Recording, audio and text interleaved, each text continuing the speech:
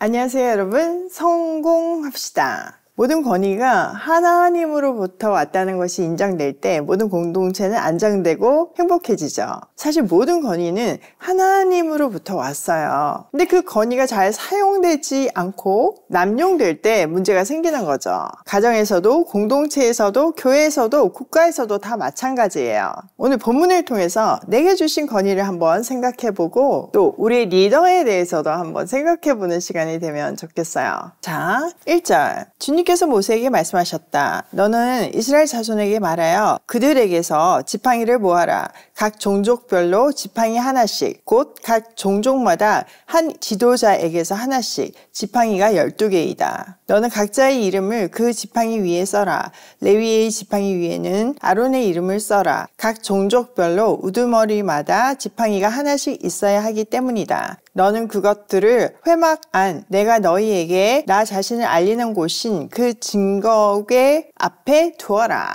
자, 하나님은 모세에게 각 지파별로 지팡이를 하나씩 가져오게 하고 거기에 리더의 이름을 적게 하죠. 또 그것을 가장 거룩한 지성소에 증거궤 앞에 두라고 말씀하세요. 자, 지팡이 자체가 사실 권위, 통치를 상징하잖아요. 그것을 통해서 하나님이 주신 권위가 누구에게 있는지를 보여주시겠다는 거죠. 지금 이스라엘 백성들이 그 하나님의 권위에 순종을 못해서 이 분란이 일어나고 있잖아요.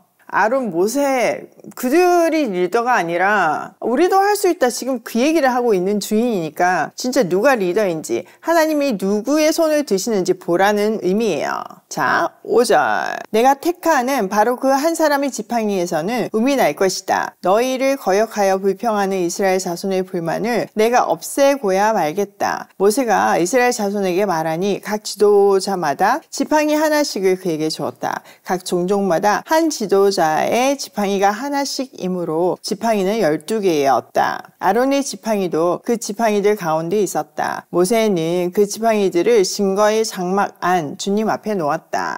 자, 한 사람의 지팡이에서 싹이 나서 이스라엘의 그 권위 논쟁을 딱 그 불만을 없애시겠대요. 사실 지금 땅이 갈라지고 하늘에서 불이 내려오고 전염병까지 돌아서 그 권위를 인정하지 않는 수많은 백성들이 죽었잖아요. 그럼에도 불구하고 여전히 그들은 그 권위, 하나님이 주신 권위를 가진 지도자들을 의심하고 반역하고 있어요. 사실 하나님이 그렇게 분명하게 보여주셨는데도 그 권위를 의심한다는 것은 근본적으로는 하나님에 대한 불신이자 반역이죠. 이처럼 우리 삶의 모든 불만은요, 근본적으로는 하나님에 대한 온전한 신뢰가 없을 때 생길 수 있어요. 모세는 하나님의 말씀대로 그 12지팡이를 주님 앞에 놓았죠. 자, 8절 이튿날이 되어 모세가 증거의 장막 안으로 들어갔다. 레위 집안 아론의 지팡이에는 음이 돋았을 뿐 아니라 싹이 나고 꽃이 피고 감복숭아 열매까지 맺은 것이 아닌가. 자, 이튿날 모세가 증거의 장막 안에 들어가 보니까요, 지팡이에서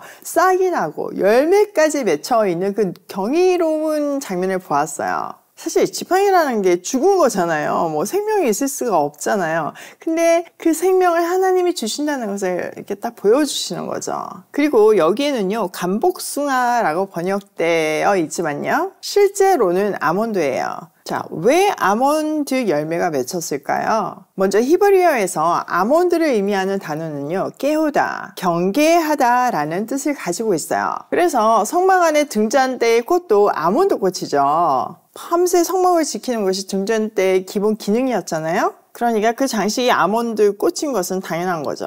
또 이 등잔대는 하나님이 끊임없이 주의 백성을 보호하심을 뜻하기도 해요. 더불어서 아몬드 나무는요, 봄에 가장 먼저 꽃이 피는 나무래요. 그러니까 이 아몬드 열매가 맺힌 것으로 해서 하나님께서 깨어 계시며 그의 약속을 신속히 이루실 것을 상징하고 있는 거죠.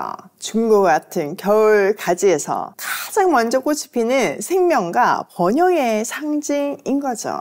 그 그러니까 이건 단순 사건이 아니에요. 그 죽은 나무 토막, 그 지팡이에서 아몬드 열매가 맺혔다는 것은 창조 사건이자 부활의 상징이기도 했어요. 십자가의 부활을 예표하고 있는 거죠. 자, 이것으로 하나님께서 아론과 그의 자손을 제사장으로 선택하셨다는 것을 아주 분명하게 밝히셨어요. 또한 제사장 아론의 역할은 겨울잠에 자고 있는 그 백성들을 흔들어 깨우는 역할임도 보여주신 거죠.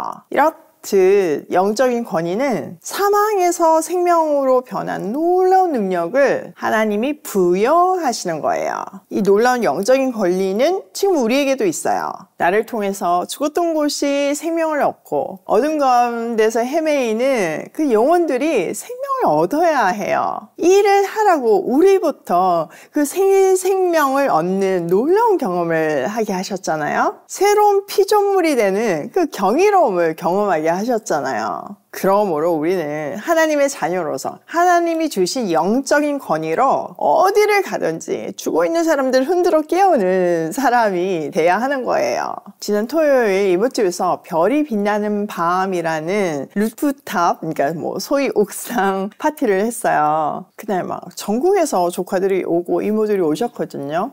근데 뭐 그렇게 시간을 내서 긴 시간 차를 타고 기차를 타고 온다는 사실이 쉽지 않잖아요. 그런데 그 순종을 통해서 하나님은 놀라운 역사를 이루시더라고요. 그 장면들이 막 연달아서 일어나는데 얼마나 놀랐는지 몰라요. 진짜 다 말할 수도 없는 놀라운 스토리들이 많은데 하나씩 나눌게요. 진짜 기쁜 소식 하나만 전한다면요.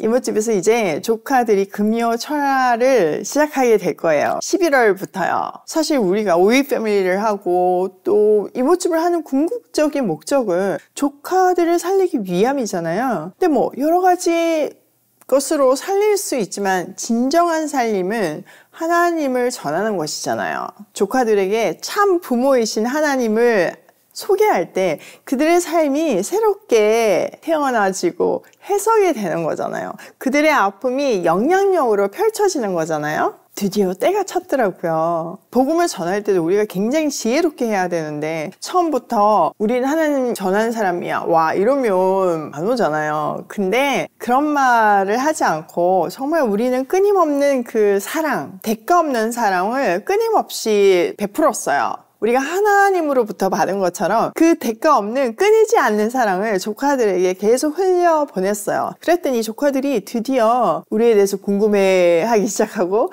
보니까 다 그 안에 하나님이 있잖아요. 하나님에 대해서 궁금해하기 시작하더라고요. 그 모임에서 이제 조카들을 조금 더 알게 되니까 뭐 찬양 리더도 있고 그렇더라고요. 그래서 즉석해서 찬양팀까지 결성되었어요. 이 조카들을 위한 맞춤 예배가 드디어 11월부터 시작되는데 여러분 정말 많이 기도해 주세요. 아이들의 눈높이에서 메시지가 잘 전달이 되고 한 아이 한 아이에게 정말 그 아버지의 사랑이 전달되고 기도로서 정말 회복되고 치유되는 역사가 일어날 것이라고 믿습니다. 자, 9절. 모세는 모든 지팡이를 주 앞에서 이스라엘 자손 모두에게 가지고 나왔다. 그들은 그것들을 보았다. 저마다 자신의 지팡이를 집어들었다. 주님께서 모세에게 말씀하셨다. 아론의 지팡이는 증거궤 앞으로 도로 가져다 놓아 반역하는 사람들에게 표적이 되도록 잘 간직하여라. 너는 다시는 그들이 나를 거역하여 원망하지 못하게 하여라. 그래야만 그들이 죽지 않을 것이다. 모세는 주님께서 명하신 대로 하였다. 자, 모세는 아론의 지팡이를 가지고 나와서 모든 백성에게 보여주었어요. 하나님은 아론의 지팡이를 증거궤 앞에 다시 두어서 반역하는 사람들에게 표적이 될 수 있도록 잘 간직하라고 하세요. 자, 이것으로 하나님이 아론을 제사장으로서 확증하시고 그의 권위를 거역하지 말라는 경고와 동시에 그를 통해서 생명과 축복을 주실 것임을 보여주시죠. 자, 12절. 이스라엘 자손이 모세에게 다음과 같이 말하였다. 우리는 죽게 되었습니다. 망하게 되었습니다. 다 망하게 되었습니다. 가까이 가는 사람, 곧 주님의 성막에 가까이 가는 사람은 모두 죽을 터이니 우리가 이렇게 망하는 것으로 끝장이 나야 합니까? 이스라엘은 다시 막 두려움에 사로잡혀가지고 자신들은 다 죽게 되었다고 외쳐요. 그들은 제사장의 중재 없이는 하나님 앞에 설 수 없다는 것을 드디어 깨달은 거죠. 그리고 하나님의 거룩하심에 대한 두려움을 다시 한번 느낀 거죠. 이 사건을 통해서 하나님이 얼마나 거룩하시고 그 거룩하신 하나님 앞에 우리가 죄된 상태로 있으면 심판받을 수밖에 없다는 것을 강력하게 경고하고 있어요. 자, 오늘 내용을 우리 삶에 한번 적용해보면 첫 번째, 하나님이 주신 권위가 실현될 때 진정한 행복이 실현된다. 이건 너무 중요한 거예요. 하나님의 자녀인 우리 모두에게 하나님은 영적인 권위를 주셨어요. 그것을 가정에서 잘 실현할 때, 내가 일하는 일터에서 잘 실현할 때, 공동체에서 교회에서 잘 실현할 때 그 공동체가 정말 아름다워지는 거죠. 공동체가 아름다워지면요, 그 안에 속해 있는 내 인생은 행복해질 수밖에 없어요. 하나님 주신 권위 잘 실현하는 우리가 되기로 해요. 두 번째, 불만의 근원은 하나님에 대한 신뢰 부족이다. 불만이 계속 생긴다. 이거는요, 지금 내 믿음에 비상등이 켜졌다. 이거라고 생각하시면 돼요. 뭔가 내 인생에 불만이 생기고 지금 주어진 조건에 불만이 생긴다는 거는 하나님이 내 인생을 완벽하게 이끄시지 않는다고 생각하는 거잖아요. 우리가 하나님에 대한 신뢰를 회복할 때 그 부족한 부분이 기회로 보일 거예요.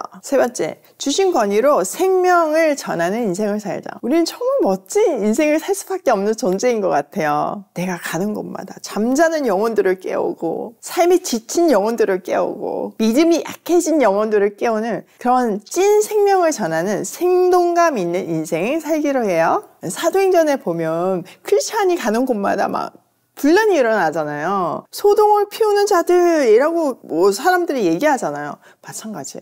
우리가 가는 곳마다 다 소동이 일어나야 정상인 거예요. 기적이 일어나야 정상인 거예요.